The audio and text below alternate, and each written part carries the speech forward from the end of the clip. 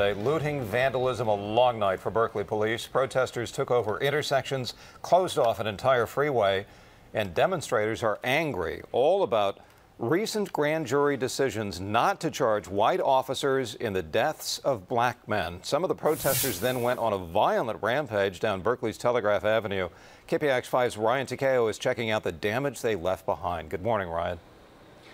Morning, Brian. Yeah, we're at this Walgreens on Shattuck in Berkeley, just pretty close to the downtown core. You can see right here the shattered glass. This window completely taken out. As we zoom in right over here, Brian will show you a rock that went through another, just a big plate of glass.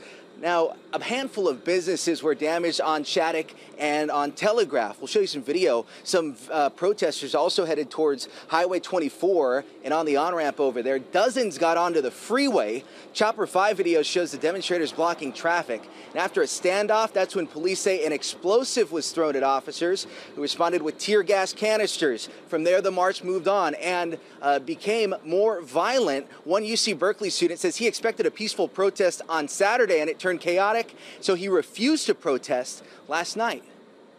What do you do over here? Like, this hurts me. I come to Walgreens and look what they did. Like, people are getting hurt and stuff. Not even local businesses, people who didn't do anything. See some of the graffiti here on Shattuck. We know that there were 5 arrests last night. 2 officers were injured.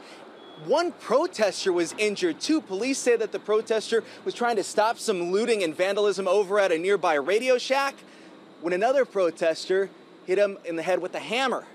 Live in Berkeley, Ryan Takeo, KPIX5. Elsewhere in the U.S., hundreds of protesters took to the streets in Colorado. These are the scenes from Boulder on Saturday. Protesters chanted slogans and held up photographs of Michael Brown, the unarmed black teenager who was shot to death by a white police officer in Ferguson, Missouri. Other signs in Boulder expressed anger and sadness. And hundreds staged a die-in after the Eagles game in Philadelphia last night. People laid down on the street outside the stadium. They stayed there for 4.5 minutes in honor of Michael Brown, who was shot and killed by an officer in Ferguson, as we just mentioned.